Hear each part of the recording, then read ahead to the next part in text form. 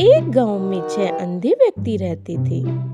एक दिन उनके गांव में एक हाथी आया जो पूरे गांव में चर्चा का विषय बन गया।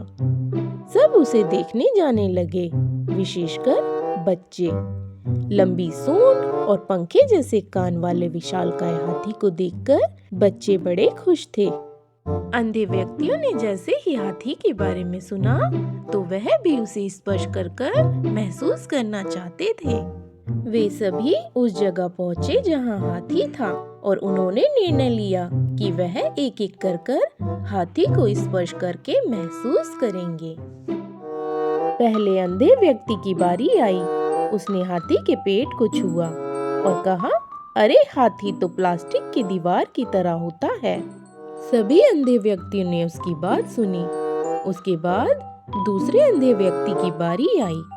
दूसरे अंधे व्यक्ति ने हाथी की गर्दन को छुआ और कहा, नहीं नहीं, यह तो एक गोल बेलन की तरह होता है।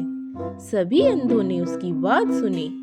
उसके बाद तीसरे अंधे व्यक्ति की बारी आई। तीसरे अंधे व्यक्ति ने हाथी की पूंछ को छुआ और अन्य अंधे व्यक्तियों से बोला, नहीं नहीं, यह दोनों झूठ बोल रहे हैं। हाथी तो एक रस्सी की तरह होता है। उसके बाद चौथे अंधे व्यक्ति की बारी आई। उसने हाथी की सूंड को छुआ और छूकर कहा, नहीं नहीं, यह तो पेड़ के तने के जैसा होता है। अब पांचवें अंधे व्यक्ति की बारी आई और उसने हाथी के कानों को छुआ। कानों को छूकर उसने कहा, नहीं नहीं, यह तो एक पंखे की तरह होता है। अंधे व्यक्तियों के पास ही एक पुजारी भी खड़े थे।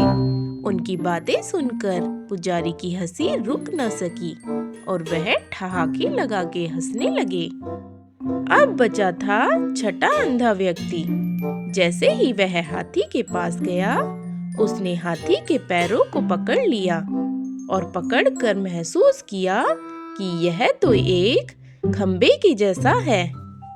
सभी अंधों की कल्पना सुनकर आखिर में पास में खड़े पुजारी ने हाथी के सारे अंगों का वर्णन किया। सभी अंधों ने हाथी के सारे अंगों को ध्यान से सुना और वह उसकी सही कल्पना कर सके।